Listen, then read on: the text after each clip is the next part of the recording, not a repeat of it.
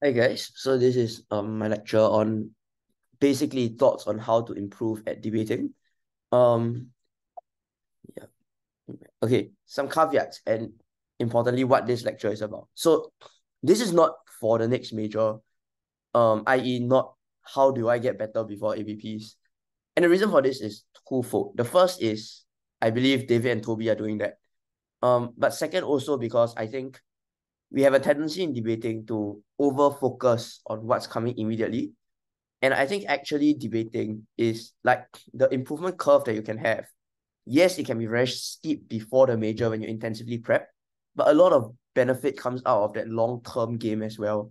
And prepping in between majors in the, I don't know, the 6 months between Worlds and UADCs, for example.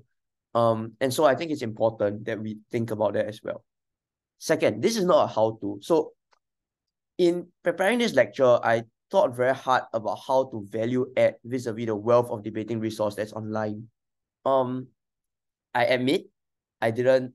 It's not like I went and like looked through all of them, because well, time. Um, but what I tried to do was to bring across like comments that I haven't really got out of previous online lectures that I watched when I was, I don't know, still preparing for majors and trying to improve. And some of this is some things I thought about over the course of my career. Some of these are things that, in retrospect, I look back at my career and realize helped me or realize I should have done to be better. And so it is a bit less structured. It's not like a step-by-step guide that I think exists online with, I think in serious posting, some of these links were shared recently.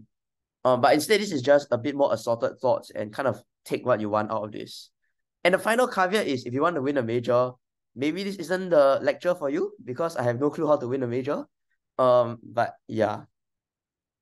So the first important thing is thinking about debating. And I think actually something that does inhibit people's performance, right, is one, the overvaluing of debating and overvaluing of each individual major. And by this I mean, if you think about it, the overwhelming majority of people, if you are doing, say, a 3-year uni degree in Asia, you're eligible for 12 majors. And I know that realistically, financial impediments, studying, mean that you won't be able to hit all 12 majors, probably. But the point of a long-term view is to recognize that unless you're in your last year, you might have another shot, right? You can hopefully prioritize such that you have these other chances to debate. And what that means is that, especially in the early years of your career, I've seen a lot of people, and to some extent I did this as well, like just be crushed by one major and not spend enough time thinking about the fact that there's another chance for you to work towards. And for me, this is important because I felt that when I over invested in the emotionally in early majors and I didn't do that well, um, not only did it, I think, affect my performance because it made me a lot more nervous in the round, but it also in some ways limited what I could get out of the major.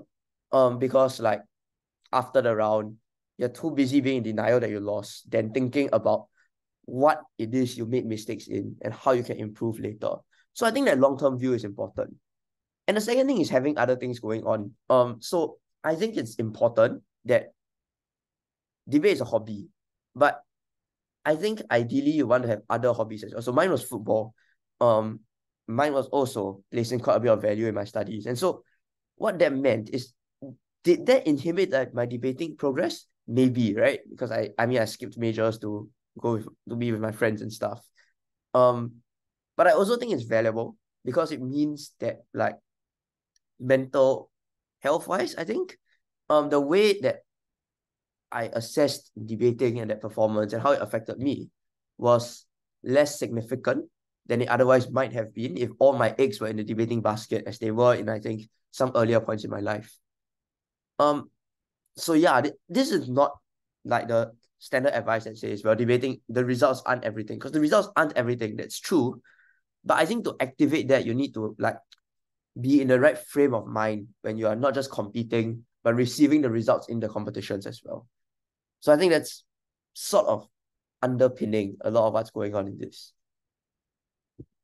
More thinking about debating, which is a comment on technicality. So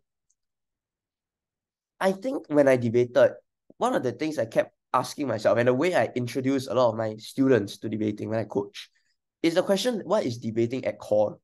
And I think the answer is fairly simple, right? It's, well, we can use whatever nice words we want. Funnily enough, I will talk about it later. But at core debating, I think it's a lot about, it's about a discussion, right? And a debate and an argument, in effect, between two sides. The only difference being a allocated to a side, as opposed to, say, for example, if you are debating who to vote for in an election with your friends.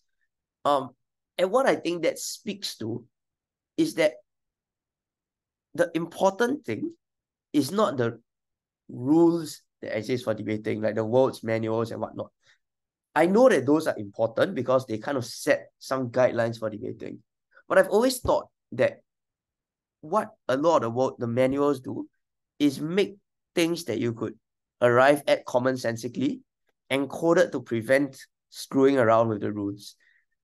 But if you think about debating at its core as an argument, and like arguing should be something that is accessible to everybody, right? Everybody should be able to have an opinion and like assert those opinions and defend those opinions. Then I think what I suggest is that I don't think the core of debating should be that technicality as opposed to being argumentation. And I think, in fairness, there are a lot of great debaters and world's finals and all where they have cited these technicalities. But at core, the way they're trying to win is not based on those technicalities. And the reason I think this is important to mention is because judging recently, I've seen in like younger debaters a tendency to default towards technicality of manual, technicality of debating jargon. And I think it's important to consider why you're doing these things and whether those things really help. And it speaks to the second question I've got on screen also, which is what makes for good argumentation? Because again, I think that's something that inhibits progress of debaters is when you go through the technique that you're taught, right? Like, I've got to have a Mac, I've got to have an impact, I've got to have a setup, without thinking about why you're doing these things. And so I was always a very vibes-based debater. I never really had a format that I followed. And that did hurt me in some ways. I've considered that maybe having a format would have been helpful. But I think insofar as you have that format, if you're not really interrogating why you're using that format, that limits your ability to switch out of that format or to find more interesting ways to debate. And so I think at core, the question you need to be asking yourself consistently is what, when you watch a speaker or whatever, and I'll go into this later as well, what makes them good? What makes an argument good? What does an argument require at every stage in time? And to me, that's a much better way of questioning yourself that can get you towards moving forward faster than if you limit yourself to like the techniques that you've been taught. Yeah. Right. And this speaks to videos as well. So I don't think I'm very novel in saying that videos are a really important part of progressing in debating. Like, and we are fortunate in these days. My seniors used to tell me about how they had to go and find motions on Vimeo or Daily Motion, which I realize a lot of people watching might not even know what the hell those are. But not everything on YouTube, right? Even those that are posted on Facebook often are cross-posted to YouTube. And that's really fortunate for us as debaters in this generation. But I think the important question is why you're watching videos, right? Because like,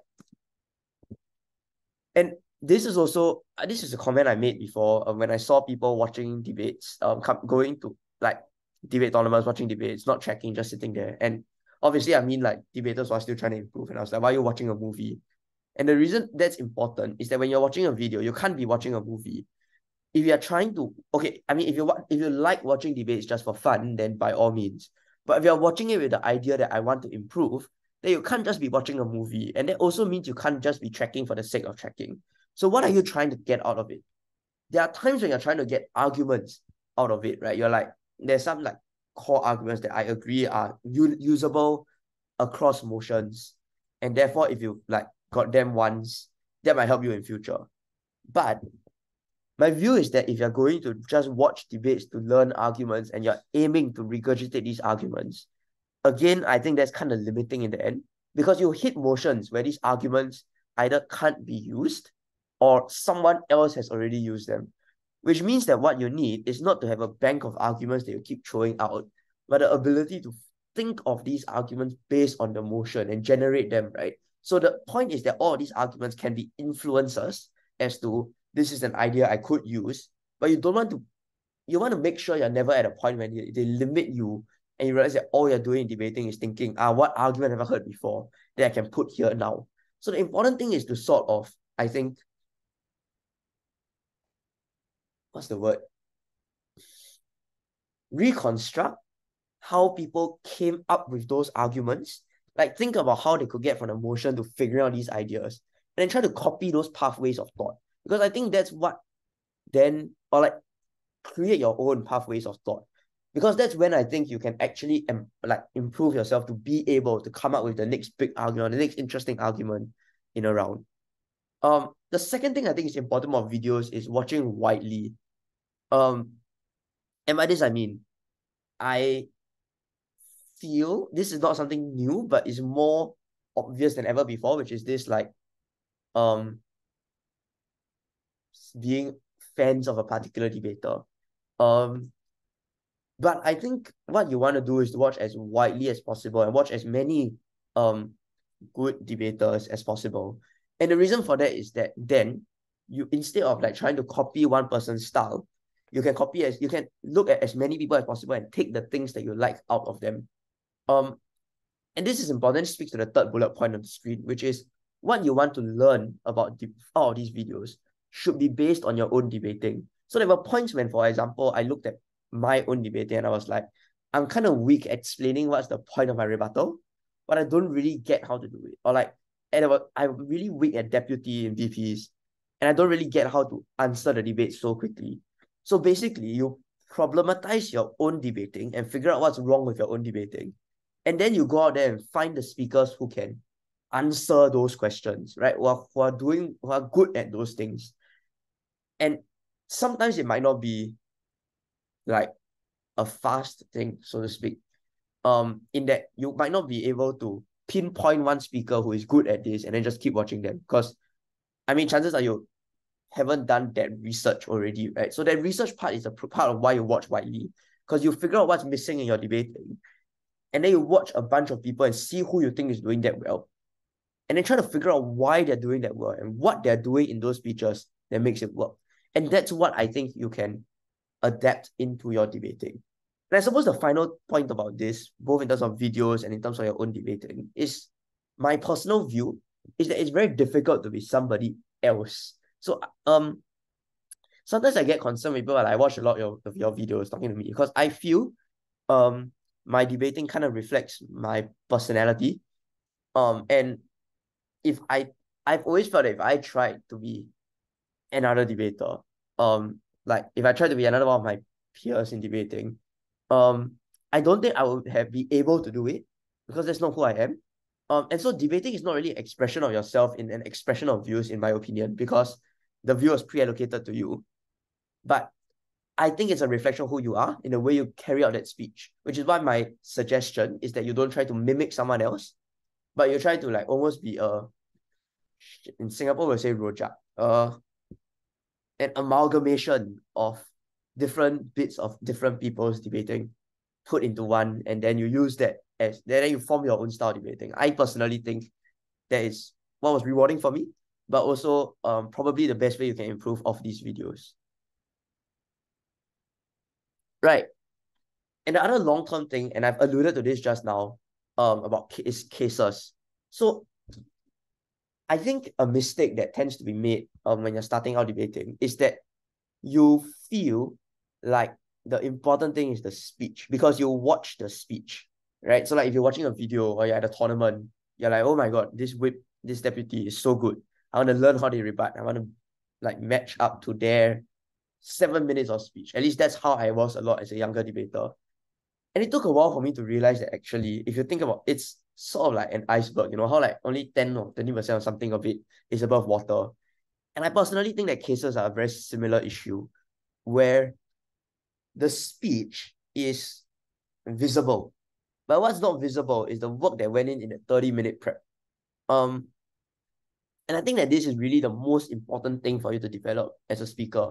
Because if you are able to set a case in that 15-minute prep, 30-minute prep, that is superior to all the other teams, and your speech itself is a bit blunter, that will still advance you.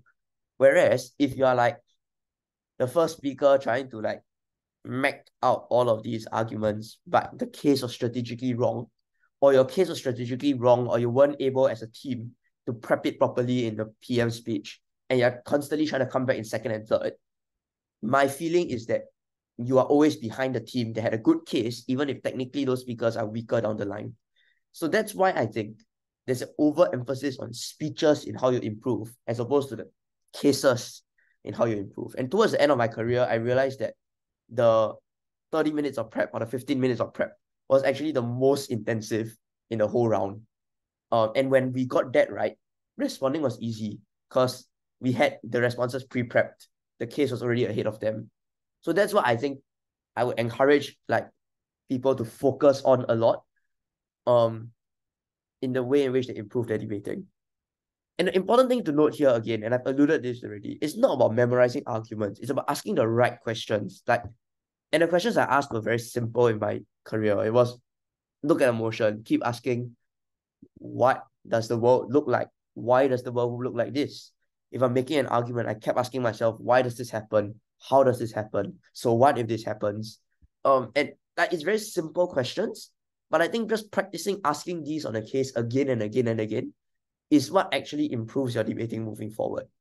So I'm not saying that there's no value to learning new arguments, because there is value to those ideas. But I am saying, however, that asking the right questions is critical and I think tends to be undervalued. So work on your cases if you want to improve in the long term as a debater. And these cases link to reading, and this also kind of links to videos. So the first thing I put there is majors versus normal reading, and this is where I think I step a little bit into David and Toby's territory. Because what I found is before a major, like in the month before a major, what I always found useful and what I told my like contingent to do and what we came with together was to just meta load facts about the world. And when you're doing that, what you're really trying to do is to win that one IR round or those two IR rounds. And that can be critical, right? Because I mean, if we have been hardworking enough to prep the bloody Pacific Alliance at Madrid Worlds, there will be 3 points. There will probably be 3 points in the bag. As opposed to not knowing anything going in.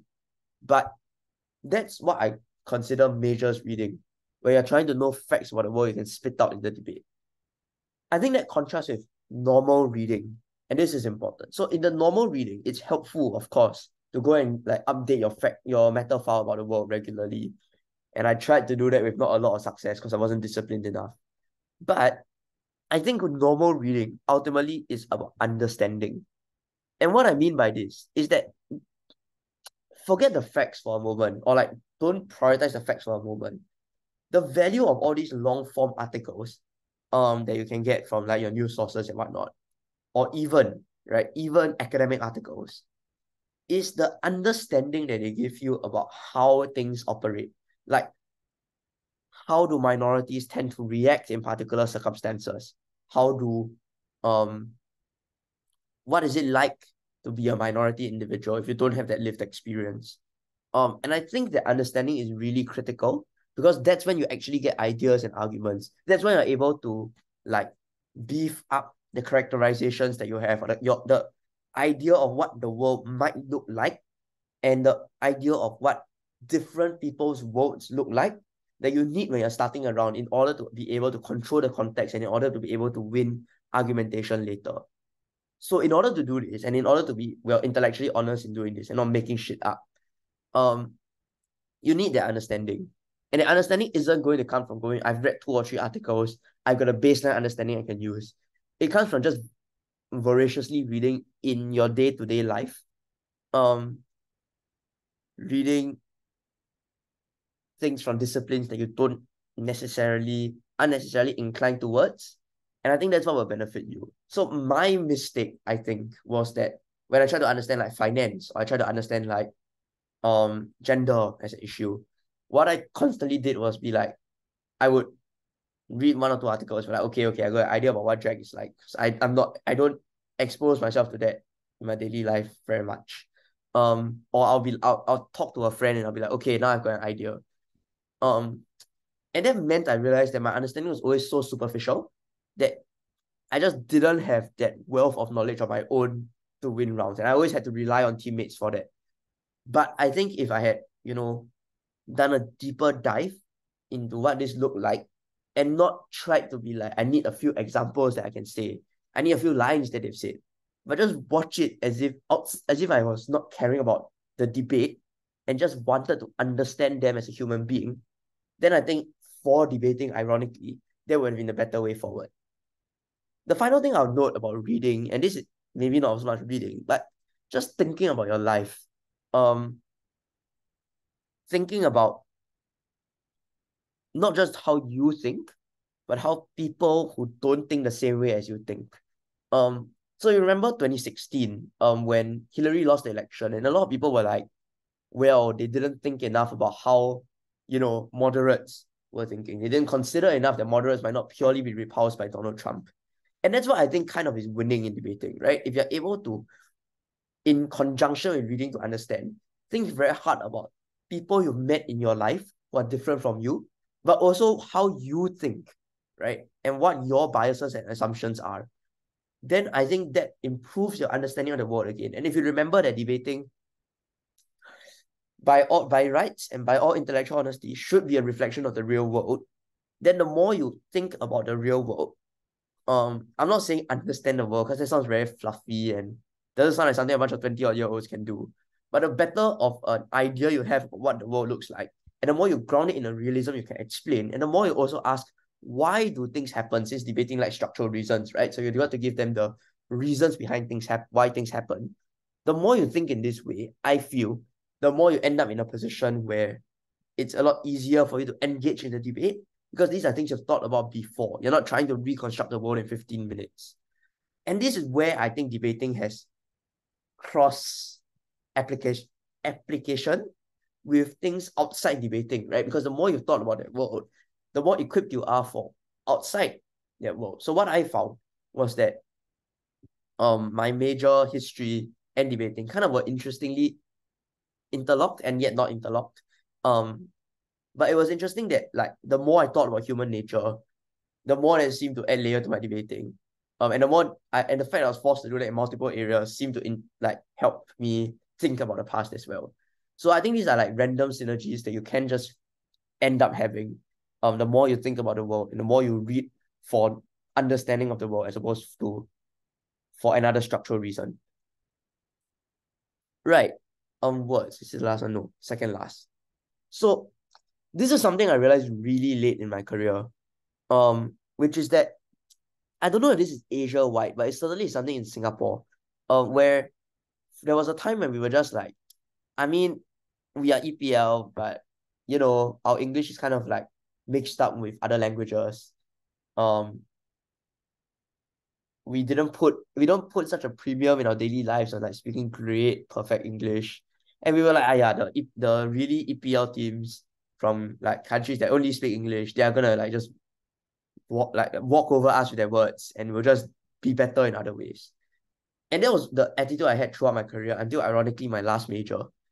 When I realized from facing these teams and also when judges from Australia and New Zealand, like literally when they were summing up our arguments as an OA, and I was like, oh my God, you've hit the crux of our argument and you've illustrated it almost better than we did, even though it's not that they're trying to step in. They're making the same argument as us, just with better words. And I don't think that this makes for an extension, to be clear. I don't condone EPL extensions at all. But I think that there is a massive capacity for us as Asian speakers to be able to improve the words that we're using in arguments in order to just reach another level. And what does this require? I was actually listening to, I actually got thought about this most pertinently when I was listening to, if you're a football fan, Peter Drury's commentary, and Peter Drury analyzing his own commentary, because the guy is a poet lah. Like he very poetically comments on football games, and it made me realize that the power of words can be cross applicable. And so I think he said he does crosswords and that helps his words. I don't know how much that will help our words, But I think something that can go into this or exercises that could help is part of reading and watching other people and picking out the word choice that they're using. And obviously, this isn't like racial, right? Anyone can have good language. It's about being critical enough to spot when people are having good language. Like there's some of my teammates at NUS who I think have really good language use. And I think here you want to ask yourself, what are these words that they're using that you like? And can you incorporate them into your speeches, right? And so the more you read, the more you watch, but also the more you rewrite your own speeches. So one thing I encourage all people to do is to record all of their speeches and then listen to it back and think about how you can be better. So not just for fluency, but about the words that you're using. Could I have improved the word choice in this illustration, in this like response to be more targeted, to be more visceral? I think all of this can be very helpful, and it's I think a part of debating we don't think enough about, but debating is the art of words, right? It's argumentation with words. And unfortunately, unlike an essay, you have to come up with it really quickly. And so I think trying to work on this might be helpful. This one, I will admit, I have no clue whether it will help at all. It's a bit experimental because I never tried, and I'm not going to try, but I think it could be useful. Right, last thing, feedback. Ask for it. I cannot emphasize enough how important this is. I apologize, by the way, if there's anyone here I owe feedback to. But I think asking judges for feedback is just the basic critical thing to improve. And here, I think the important thing is you might disagree with the judge's decision, but more often than not, they are the only one who you can get feedback from. So you jolly well get it from them, because if not, there's often no one else. I say often because I think that there's actually many sources of feedback. So, I don't think they'll mind, although I didn't check this with them. But so my team going to our last two majors, we hit Ateneo 3 times in Asians just before Australs. I will say I think we came closer with each round, but we lost all of them. And in the end, one of the pieces of feedback that helped the most, when I was talking to David about the rounds and like ended up getting some insights or comments just on us discussing the round that happened, that we ended up using to pretty decent effect in some rounds in Australs. And the point I'm trying to make here is there is value in talking to people about the round that you've been in. Obviously you need to watch like the mood and also like maybe don't start asking teams for feedback when they're also nervous about the result of the round. But if there's an opportunity, I think it's very useful to speak to the teams you are facing as well, and see how they perceived you. And obviously this requires a level of good faith on everybody, which I just think is useful to have in debating. And I also think that you can't just go up being like, hello, can I have feedback? Because teams are not in a state of mind and have no obligation whatsoever, right? But if you are like have that some level of familiarity that allows you to talk about the round, I would say do it because I think it's helpful. Yeah, talking to audience members might be helpful also. But also the last thing I was thinking, and I forgot to put this in the slide, is sort of analogous to reading, but not necessarily. Debating as a sport is not siloed off from any other sport. So for me, because the other sport I watch is football, I've actually used a lot of things that I read in football, like articles about football, in the way I think about debating. And it helps with like preparing for a tournament mentally. Actually helped a lot for me in coaching, because I borrowed from things I read about that were written by football coaches. And obviously you pick out what's applicable and not applicable. But I think like those sources of thinking about competition are also very useful to have. And so again, this goes into sort of many sources of feedback, not just on the speech, but ways that can influence you thinking about debating. So yeah, that's this presentation. I hope it's helpful. I feel it's a bit experimental in terms of what's a useful lecture. But yeah, if you have questions, put it in the comments, and if I see them, I will respond. Yeah, thanks.